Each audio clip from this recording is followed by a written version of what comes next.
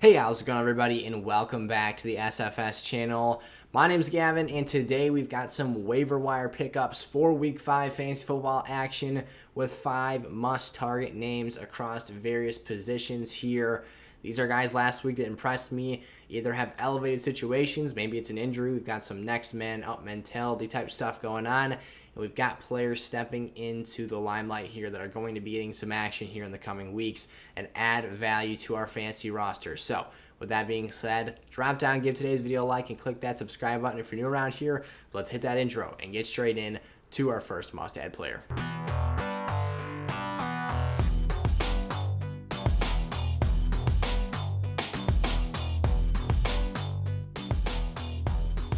Alrighty, here we go. So again, Cordarrelle Patterson makes the list here for the third straight week now on the must-add players episode.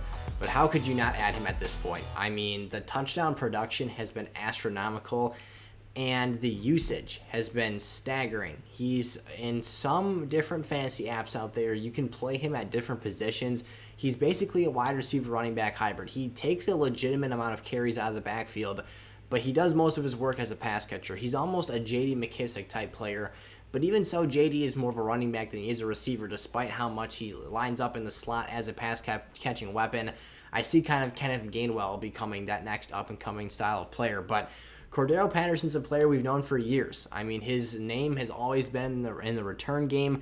He's been one of the best kick return players in the National Football League basically since he came out of college, where he was perceived as a bust, as a first-round pick at wide receiver. He just never really learned the playbook for the Vikings and kind of fizzled out. But his resurgence over the past few years now, where it started with the Pats. They started using him and recognizing the massive frame that he has and the size. They start using him as a running back. He goes to Chicago after that, plays a couple seasons there, develops a little bit more, and gets some more playing time. And now we're seeing him transition back to that wide receiver and that pass-catching dynamic with the Falcons, and he's been the number 2 option. He has been the second player to Calvin Ridley in this passing game the whole season, and 3 touchdown receptions in week 4. Where is this coming from? And at some point, you're going to hear a lot of people bashing on Cordarrelle Patterson, but the usage is there. The workload is there. He is owned in over 70% of ESPN fantasy leagues, so the amount of opportunities you're actually having to pick him up are shrinking by the day. So go out there and make this your priority, because next week he's probably not going to be available in pretty much any leagues. So snatch up Patterson while you still got the chance, because he has very legitimate lineup value here. And as a high upside flex play, I mean, his floor has been pretty good over the past 3 weeks. And I don't know how steady and stable this production is going to be.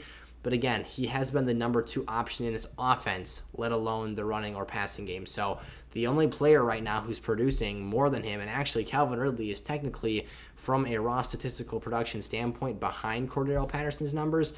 This just makes a really great situation, and I think that if you can go get him right now off the waiver wire, there are plenty of players on the bottom of your bench that are worth dropping to get a player of this potential upside.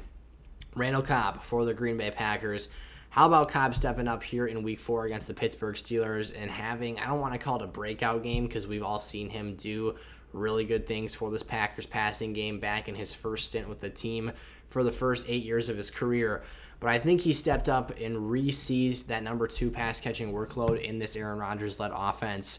They're without Marquez Valdes-Scantling right now. They're down the field stretching, passing target, and that has really opened up the door for someone else to insert themselves in this situation and make themselves a viable name.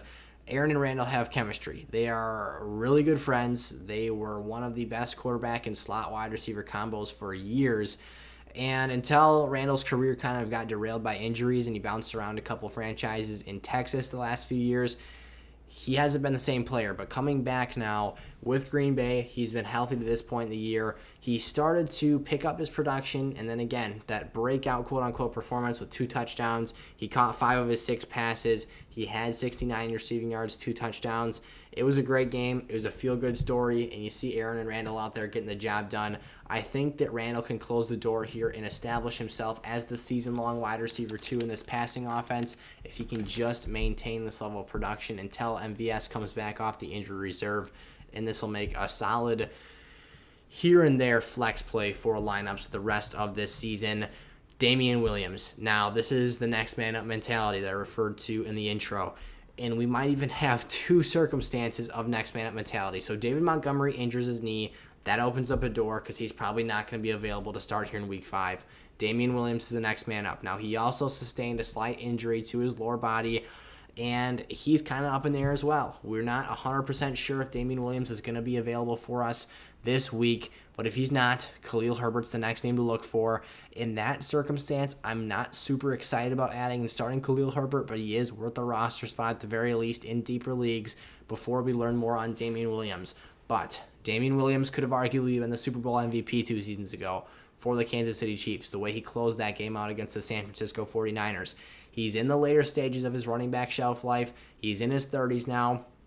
He's not necessarily a superstar dynamic runner. Obviously, if he was, he would be starting over David Montgomery, who's a very talented back in his own right. But you get the point here. Damien Williams, though, is a very capable player. He is very established, and he is respected in his veteran presence in the National Football League for what he can do. He's got a fairly dynamic skill set. He can get the job done. He is a RB2 caliber player if he walks out here and starts for this Bears offense this week. Again, keep his health monitored. Khalil Herbert's another name to have on your radar, but I think Damien Williams here, if he does get the start, even if it's for a couple weeks, is worth that roster spot and even in some spaces in starting lineups. Trey Lance. So something that was very telling was that Kyle Shanahan, when asked about Jimmy Garoppolo's health, said there is a chance he plays. To me, now Kyle Shanahan is a lot of smoke and mirrors, but I'll take his word for it here. I think that at the end of the day, it does appear that Trey Lance is the most likely starter here. His time might be sooner than we realized. And if he comes in and gets the starting job for the San Francisco 49ers football team, and he plays well, and he has a strong brand of football, and he doesn't look back and just takes off to the races, he had a very productive first game for this team. And I think that despite the fact he didn't win the game, his efficiency and ability to be used as a dual threat might be something that this coaching staff falls in love with and can't look back. Now, it is certainly a risk that potentially Jimmy Garoppolo comes back. Maybe he's healthy. Maybe Trey Lance doesn't even get the opportunity to start this week. But I think that just the upside that Trey poses here for our lineups makes him worth the ad, especially in those deeper leagues. Maybe you've got Jimmy G rostered. That would be an unusual circumstance because he's not the best fantasy quarterback. But kick him down to the IR spot, pick up Trey Lance, see what happens here. I think that you can get yourself a really nice dual threat. Think of the same mold of a player as a Justin Fields that we've been talking about here on the channel for months now. Trey Lance has those same big arm capabilities, throwing accurate footballs, and the option to tuck it and run as well and provide you an extra avenue of production. Quintez Cephus. Now, this is one I think you could say must add for any of these Lions pass catchers. 3 of them had productive games. Khalif Raymond, Amon-Ra St. Brown, and Quintez Cephus here in week 4. But Quintez Cephus, 3 of his 4 games this season have been 10 or more fantasy points in half PPR scoring. That's the consistency I look for. That's production I think is very telling and very, I don't want to say surefire because he's not a must-start player, but somebody has to step up and take a hold of the pass-catching offense in this Lions offense. Now, Quintez Cephus is not a weekly must-start, a wide receiver 1, wide receiver 2. This is a flex play because Jared Goff has ultimately capped ceiling for himself, and in turn that caps the ceiling of the other pass catchers that he's actually throwing the football to. Tyrell Williams will also be returning off the injured reserve within the next week or so, which will take opportunities away from other players. But if there was a Lions wideout I was looking to target, Quintez Cephus, to me, is the player who has stepped up and best filled the void of needing a wide receiver 1 in this Lions offense.